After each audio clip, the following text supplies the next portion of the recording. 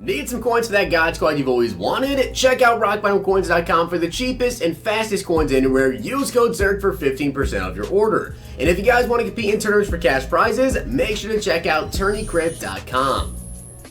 The whole thing wobbin'.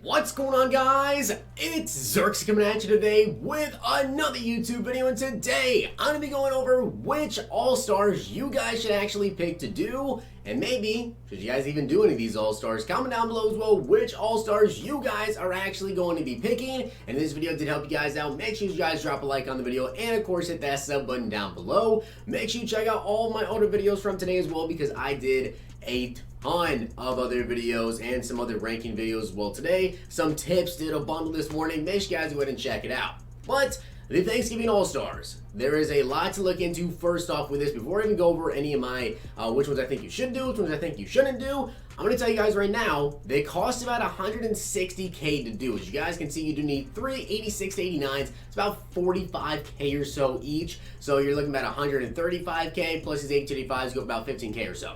So you're looking at about $160K. Maybe you can get them for cheaper. Maybe they're more expensive. 90 overalls as of right now go from about 110 to 120K.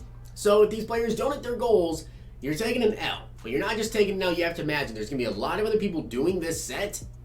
So if these players stay to 90, they're more than likely going to be like the cheapest 90 overall players in the auction. I think they're going to be like 100K or less, probably. So they're going to be very, very cheap, although the training value then will probably hold them up a little bit. I imagine 100K is probably the cheapest they'll get. You lose like 60K. 91s go about 140K or so, and depending on the player you get, if they do go up to 91, maybe you'll break even, or you'll lose just a little bit, or you could potentially make a little bit as well. But 92s, I think you'll make about probably 60K profit, 60, 70K profit. So really you're looking for the big hitter and which one of these guys will bring you the most profit. So with that being said, now let's go over who you guys should pick. So first up, let's go over Dak Prescott. I'm going to go right down the row and tell you guys if I think you should do them, the odds of them hitting their goals, everything like that. So starting off with Dak Prescott, something that is extremely key to note with Dak Prescott, his card has got 81 speed. So do you know what that means? If Dak Prescott gets an upgrade, he goes up to 82. And he is the right archetype to get escape artist. So getting Dak Prescott escape artist would help tremendously with his goals. But his goals are 250 passing yards and 3 total touchdowns. Last year, I'd be like, maybe not. This year, he leads the league in passing yards. I don't even think a lot of people know that. Dak Prescott leads the NFL in passing yards. He has been on a tear this entire season. Honestly, he's been playing very, very good. 250 passing yards, 3 total touchdowns. I'm a Cowboys fan. I'm going to give you guys my unbiased opinion here.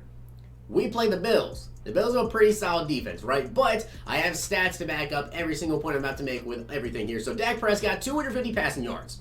He has only had 3 games, we played 10 games, of under 250 passing yards, and 2 of those games were very, very close. I believe they were at like 240 passing yards, getting very close to 250. One of those games, though, was versus the Saints defense, which is probably one of the better defense that we have faced. We do face the Patriots this week, so maybe you guys even want to wait and see how we do versus the Patriots, how Dak Prescott does. Does he throw for 250 passing yards versus the Patriots?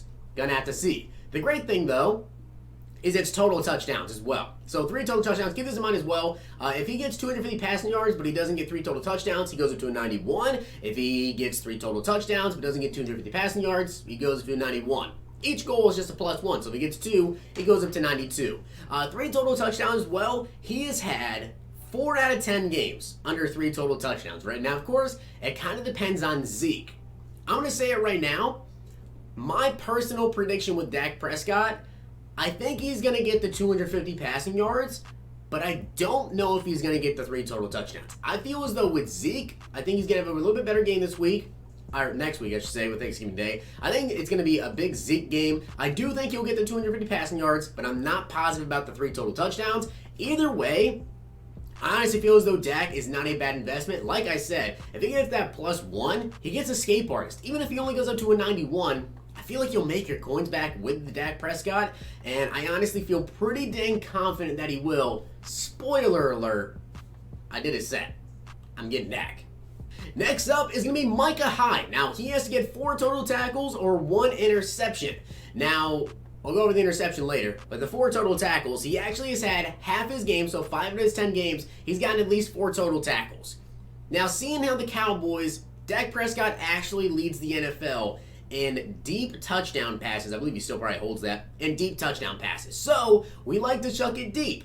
If we chuck it deep, he might get a tackle or 2, or he could potentially get an interception off of a deep throw. I feel pretty confident, honestly, that Micah Hyde may get his 4 tackles if he's just around the ball correctly. I mean, we like to run the ball a lot too, so if he can just come down in the box and get a tackle on Zeke or someone, 4 total tackles, honestly doesn't seem that far-fetched for Micah Hyde. However, the card itself, I don't think is that valuable. He's not the fast safety in the world. He's got good coverage stats, but he's got like 43 hit power. I don't know about you guys, but hit power to me is pretty dang big. And 1 interception, he's got 1 total interception this entire year. So really, you can't count on him being a ball hawking safety getting there to get the pick. But it's a solid one. Personally, not doing it. I think if he goes to 291, he still won't even make your coins back off this one. Next up is going to be Calvin Ridley. Now, Calvin Ridley is an interesting one. First up, he has a 90 overall card, obviously, like everybody else. The 90 itself is solid. Okay, it's okay. His jumping's really bad, though. His jumping's terrible. But I guess it's just not his type of receiver. If he goes up to a 91, I think it'd be a solid one. I think he'd be one of those guys that you might make your coins back off of, maybe just lose a little bit. If he goes up to a 92, I think you'll make I really don't think you'll make a ton. I think you'll make a little bit of coins off him. I don't think you'll make a ton of profit off of Calvin Ridley's set. The thing is, though, 40 receiving yards for him. So, Calvin Ridley, he has got 40 receiving yards in 6 out of his 10 games. He has got 100 receiving yards in 2 out of his last 10 games. Now, of course, that actually includes his last game he just had, which he did have over 100 receiving yards. But they're versing the Saints. Marshawn Lattimore is going to be on Julio Jones.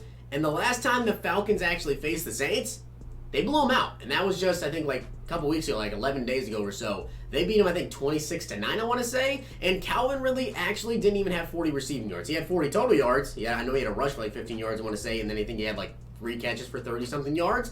So he really didn't get a big production game. But it could be a little bit different this time around. I feel like the Saints will come out, and I feel like the Saints will be up by a bit, hopefully. Maybe. We'll have to see. Not saying I hope the Falcons lose, but I think the Saints are going to probably come back in with a vengeance. I believe that the Saints will be up a little bit, and the Falcons have to throw the ball. With that being said, though, I don't think that Calvin Ridley is one of those guys you really want to take the risk on, strictly because I don't even think if he went up to a 92, he'd really go for that much. I don't think a lot of people actually want this Calvin Ridley card. Based off his 90 overall stats, he's not that great. Although 92 Calvin Ridley could be a lot better, I really don't know if you'll go for like 180K, 200K plus. I mean, you're definitely going to go for 200K at least because that's just how it's going to work with these 92s. But he's not going to be the biggest one in terms of making a lot of profit. It's a solid risk if you want to take it. Just keep in mind, though, how they did last time versus the Saints. Next up is going to be TJ Hockenson. Now, this one, honestly, I'm really low on TJ Hockenson. And the reason I'm really low on TJ Hockenson, first up, is everybody has his rookie premiere, or a good majority of people have his rookie premiere if you did his set in Madden 19. So there's that with TJ Hockenson. Kind of iffy on that part. Next up is the 3 receptions, right? Now, versus the Cowboys, he had 2 targets. He had 2 total targets versus the Cowboys, which only resulted in 1 catch. In terms of touchdowns, he's had 1 touchdown in only 2 of his 10 games. He has had 3 catches in 6 out of his 10 games, though. But you have to imagine, I don't believe that Matt Stafford's going to be back for this game either. So they're still going to be using the backup. Although backups kind of tend to target the tight end a little bit.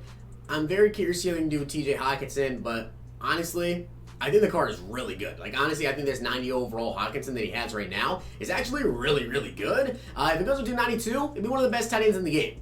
However, a lot of people have his rookie premiere, so how many people are actually going to want to go out and buy him? You already have a lot less people that even need to go buy him because they already have one. So Hockenson's pretty solid, but personally, I wouldn't take the risk.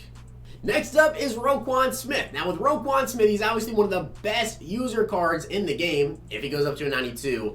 And he's actually a pretty solid user card already. So in general, Roquan Smith is a pretty solid card. Like overall, just a really solid card. Now, 6+ total tackles and 1+ sack. The sack scares me. The reason the sack scares me is Roquan Smith has 0 sacks all year. He hasn't had a single sack all year long. But 6 tackles, he's getting in 9 out of 10 games. So the odds of getting 6 total tackles, pretty dang high, I'd say. The odds of getting the sack, not super high, unless they send him on a blitz. Now you guys have to remember, they are facing the Lions. So, you're facing a younger QB, maybe they send a blitz at him, right? Maybe they try to scare him a little bit, and they get a blitz in there, and they get a sack with Roquan Smith. If Roquan Smith goes up to a 92, though, he's going to go for quite a bit. And I seriously do believe that Roquan Smith is almost guaranteed to go to 91 because 6 total tackles, plus the fact that Danny Trevathan, I believe, is still going to be out as well. I think Roquan Smith is going to get to 6 tackles at least. So, safe bet. My opinion, I think Roquan Smith is one of the better ones you can do. And finally, we've got Marshawn Lattimore. Now, Marshawn Lattimore, of course, you have to get 1+ pass defended and 1 interception. The thing is with Lattimore, he's had 1 pass defended in 6 out of 10 games, and he's had an interception in only 1 game.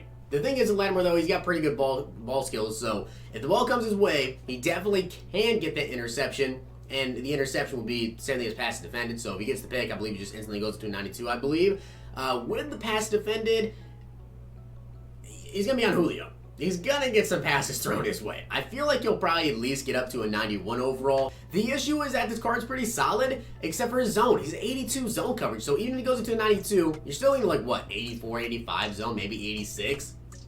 It's going to be pretty tough to get that up to 90, which a lot of people need that on their team. I feel like if you're not 90 zone, I don't want you on my team. So Lattimore to me is a solid one, but not my favorite. So overall, if you're going to ask me which one should I do, well, first up, Roquan Smith. 100%, I'm about to do Roquan Smith right now. I feel like Roquan is guaranteed to go to 91. I feel like you can make a decent amount of profit, especially if he goes up to a 92. I'm really just kind of banking on him hitting a 91 at least and being a pretty solid user card. I mean, let's just take a look here at the 90 overall. He still has 87 speed, 89 excel, 90 hit power. I mean, dang, this card's pretty good. If he gets +1, he goes into a 91, he's going to have the same speed or higher than Devin White. Already has 2 more excel, strength's higher, agility is higher, catching is just 1 less, 90 hit power, 81 zone. I mean, this is an incredible card at a 90 overall. This is a great one. To me, this is probably this. I don't know if it's the best one, but it's definitely up there. To me, you have to do, if you're going to do any, Roquan Smith and Dak Prescott to me. If Dak Prescott even gets one of his goals done, and he gets escape artist where you can get him escape artist because he's 82 speed, he's going to skyrocket. Dak Prescott has the potential to be the most expensive one if he gets up to 92. Second to me is Marshawn Lattimore. I think Micah Hyde and TJ Hockenson definitely down there. I think Calvin Ridley's probably number 4 for me. And number 3 would be Marshawn Lattimore because I know a lot of Saints fans still would love to get Lattimore and still would get Lattimore.